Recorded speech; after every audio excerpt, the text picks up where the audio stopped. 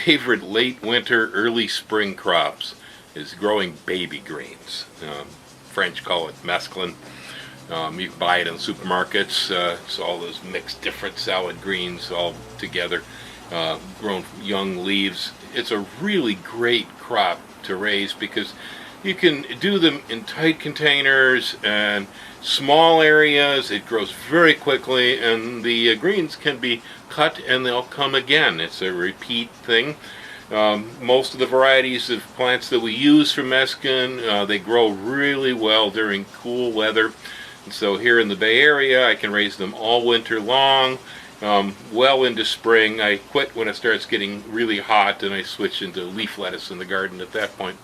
But during the winter months, when there isn't too much going on, I raise mesclun inside my greenhouse. By doing it in here, it allows me to keep it cleaner. The birds don't eat it on me. I have less snails and slugs in here, so I get a much nicer product. Also, the interior of the greenhouse allows the leaf texture to be a little more tender. It's a little nicer than some of the stuff you'll buy in the store that's field grown. That's a bit harder. Let me show you right here. I've got some flats on the table. Right here's one mix of mesclun from Johnny's Selected Seeds. Next to it over here is another mix. It's got all kinds of different stuff. Quite a few Asian vegetables in this one. There's also some red mustard in there for a little bit of color. Right over here was a flat of mesclun that was just pure lettuces. I had both leaf and heads in here. Harvest them all. You can see that the tops of the plants have been sheared off here with my scissors. I did that yesterday, and they're actually beginning to regrow again. What I'm using here are regular old nursery flats. This is a plain old mud flat, square plastic. I've lined the inside bottom of the flat using newspaper to keep the soil in, filled it with an organic potting soil, embedded it with an organic fertilizer, and then sprinkled the seeds over the top of the flat, covered it with a light layer of soil, packed it in, and started watering it. It's really a slick thing because I've got it right here on my benches, you see in the greenhouse, growing along with all my cuttings and other stuff over here. These are, I believe now, they're on their third cutting, so I should be able to get a fourth cutting out of them. Shelf, I've got some kale and a few other plants mixed together in one flat. Over here, actually in 4-inch pots, I'm growing spinach, and we're using it the same way. Shearing the spinach with a pair of scissors. Well, like I said, these stay really clean in here, very few pests. I hardly need any washing at all, just the overhead watering I use on the flats is really enough to keep them clean. The harvesting process is real simple. I just take a pair of scissors.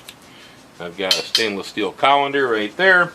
I grab hold of a bunch of greens like this, and I just cut above the crowns of the plants. By cutting high, it will allow me to be able to get more leaves to come in the future off of these same plants. And so, as I said, these flats, I believe, were through the third cutting. They've been going in here harvestable since January. This is now March. The stuff's absolutely delicious. You know, take it, I mix it with a little bit of my head lettuce that comes in out of the garden. Put some snap peas in there with it maybe, and grate up a little bit of carrots, make up a nice salad dressing, you know, a balsamic vinaigrette with olive oil, or maybe a nice Japanese style sesame dressing or something cool, and put it over the top. And well, I tell you, there is nothing like this. You can buy this in the store, but it just isn't as nice as the stuff you can raise yourself. So as you can see here, it's a very simple process, just shearing off the greens with a pair of scissors. The whole trick is just to make sure you cut high. You don't have to take every leaf off, they'll be okay. There, so that's what a shearing looks like on one of these flats. We've left it so the crown of the plant is still viable and it's still going to come back for us. Okay, so here we're going to do this one. This one's, like I say, predominantly is Asian vegetables of different types. I really don't even know what all this stuff is called. We can, I guess, look it up if I go back to the seed catalog. I see arugula in here, and I see a little bit of bok choy. Definitely there's the oriental red mustard here. I'm not 100% certain everything that's in these flats. I just grow it, I eat it. It's all good. arugula stuff, and the mustard ones are kind of spicy. If you don't like your stuff spicy, well, you can use mostly lettuce.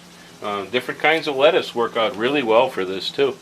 This flat right over here was all lettuce. I usually like to grow the spicy greens in one flat, and then I grow the lettuce in another, and when I get into the kitchen I tumble the things together in custom order to however I happen to feel that particular day. Okay, well, see, there you go. So out of those two flats, I got this colander full of greens. They're pretty much ready to take right into the kitchen. I don't see any dirt on them or anything. Got no snail slime, nothing. So this is a really nice way to raise your food. This will be now the 4th time that I filled this colander from those two flats. And so we'll have to multiply this, and it looks to me like I'm going to get another cutting off of it. So actually the yield out of a very tiny area with this is really quite high. It's very impressive. So if you haven't tried growing baby greens either in a cold frame, under a floating row cover in the garden, inside your greenhouse, or maybe even under your lights in the garage, I mean, there's so many places you can grow this.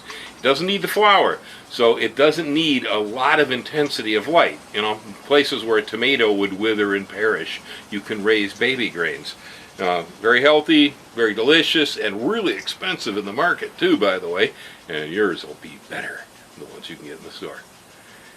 Happy gardening. Thanks.